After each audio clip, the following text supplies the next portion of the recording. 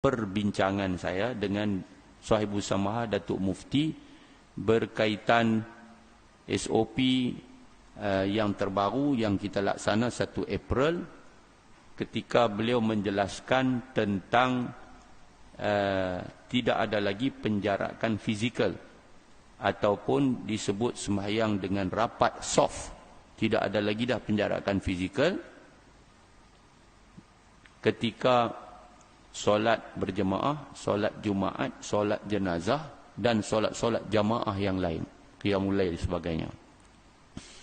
Soalan saya kepada Datuk Mufti, adakah apabila dalam keadaan kita dah terima SOP yang baru, tiba-tiba anak-anak jemaah masih lagi merenggangkan saf, menjarakkan saf, apakah kesan hukum fiqah di situ?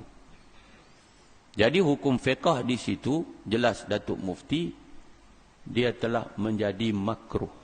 Dia telah menjadi makruh. Kita kena balik, kata Datuk Mufti, kepada awal dulu, iaitu sebelum daripada COVID-19. 2 tahun yang lalu kita semayang, kita tak bawa sejadah. Tetapi oleh kerana dalam SOP, dia sebut di situ sejadah digalakkan, menyebabkan ramai anak jemaah yang sudah memang pun terbiasa membawa sejadah. 2 tahun lah kita duduk bawa sejadah. Orang bawa sejadah jadi macam ridak lah.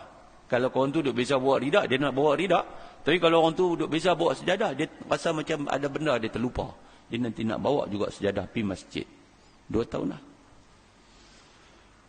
Jadi menyebabkan akhirnya ramai yang terperangkap antara sejadah yang dia bawa dengan tanggungjawab untuk merapatkan saf.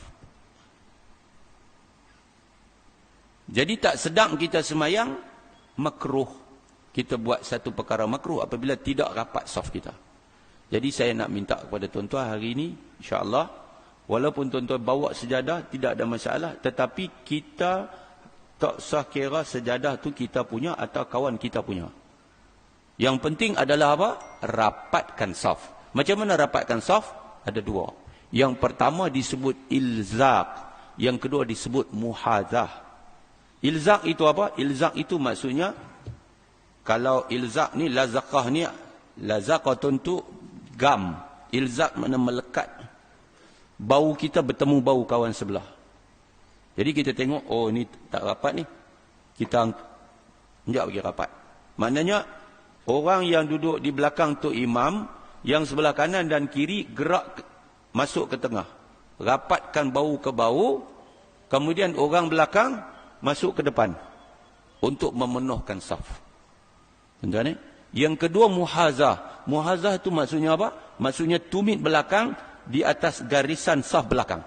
Itu muhazah. Maknanya tiap kali kita semayang, Tok Imam terjemah dalam bahasa Melayu. Siap-siap lah. Nak sawu sufufakum itu, dia terjemah siap-siap, dia kata rapatkan dan samakan saf. Rapatkan itu maksudnya apa? Bahu bertemu bahu. Samakan saf maksud dia apa?